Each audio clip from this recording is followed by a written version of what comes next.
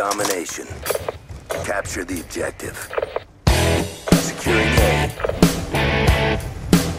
We're winning this fight. Enemy has Charlie.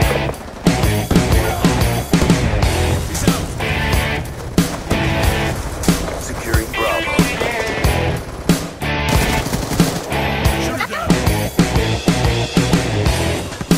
Losing A.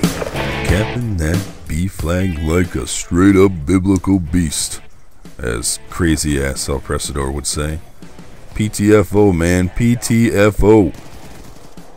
And on Hijacked, again with the Hijacked. Feels like this map comes up every other game. And maybe it's popular, so everybody's voting it in. I don't really like it.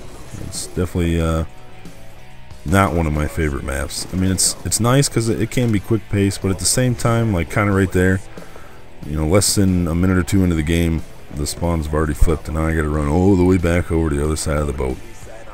But I guess it can be fun at times. It depends on who you're playing.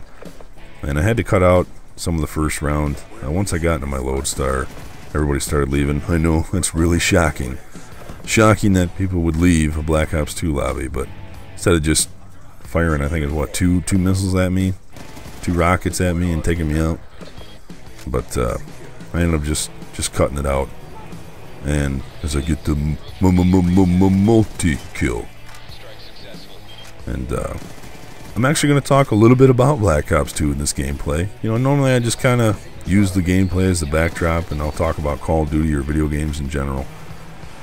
And this time, I'm actually going to talk about recent activities in the Black Ops 2 world as I hop into my first Lodestar. And there was a new patch that came out, and no, I'm not going to report to you that there was a new new patch. But apparently there was a new patch, and I don't know the patch details. I'm going off what I saw on Twitter. I know great reporter work. But it was that snipers, 2 of the snipers got a slight decrease in bolt speed or something like that. And I guess the sniper world is just all up in arms. And I think there's only a couple of quote-unquote snipers that I follow, but through retweets, and after I saw some of the retweets, I actually searched Vonderhaar's mentions. After I saw a few of those, man, some people were angry. Angry that the snipers caught a slight nerf. I think I said buff last time. Nerf. They got a nerf. And some of the things that I read that people tweeted to Vonderhaar. Now, I know that threats on the internet, especially threats on social media, are silly. And people making them are protected by their keyboards. They're just, I get it. But, man, threatening to slit his throat if they ever saw him, kick his ass, kill his whole family. A lot of death threats for old Mr. Vonderhaar. And, you know, Robert Bowling, who had the same title pretty much as David Vonderhaar for Infinity Ward. He ended up leaving. Now, the rumor is he left because he wanted to give away some free stuff that Activision just does not do.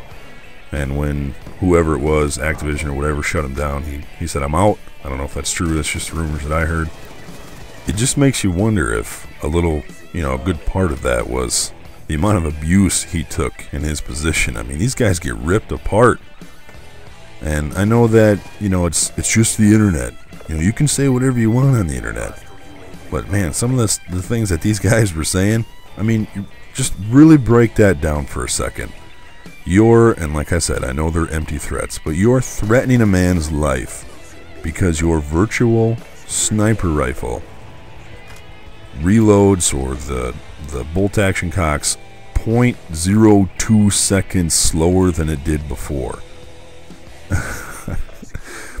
Sometimes when you're angry, you just gotta step back and put things in perspective. Now, it's not up to me to judge how serious somebody should take Call of Duty. Some people make money on this, and some people look at it as a job, so they look at Vonderhaar as somebody who's messing with their job. I don't know. But man, I just don't know if those reactions are really warranted. And to be honest, sometimes you can get in trouble for what you say on the internet. You just have to get seen by the wrong person or the right person, depending on your perspective. If you Google search League of Legends player arrested Texas and go to the news findings, there was a League of Legends kid who got in an argument with a friend on Facebook. Let's break that down for a second. He got in an argument on Facebook. There's your first problem. And I guess the person said he was sarcastic or something like that. And the guy said, "Oh yeah, I'm going to go shoot up a school and then feed on the beating hearts of the children," or something like that. Don't quote me. And he finished with laugh out loud JK. Now, as far as I understood, social media, when you finish with laugh out loud or JK, it excuses your tweet or your update. But the lady who saw his update did not seem to agree, and she called the police, and he was arrested. And he's been arrested. This was last year. He's been arrested up until just this month, I think. He was detained on a $500,000 bond, and an anonymous donor finally paid the bond, and he was released.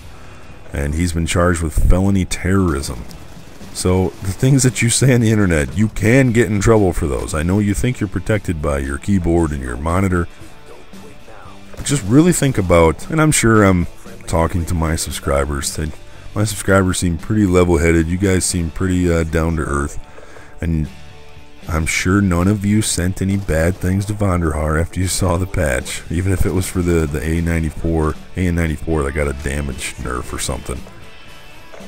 But just, if you are one of those people, just really think about the fact that you're threatening a man's life over a video game. I don't know. Just seems a little bit silly to me. But I would like to get your guys' opinions. I know it's a little bit longer commentary. Some of you asked for a longer commentary. So let me know. Have you ever tweeted anything like that to Vaughn or Bowling? If you ever gotten that angry over a video game? As always, guys, thanks for watching. Later.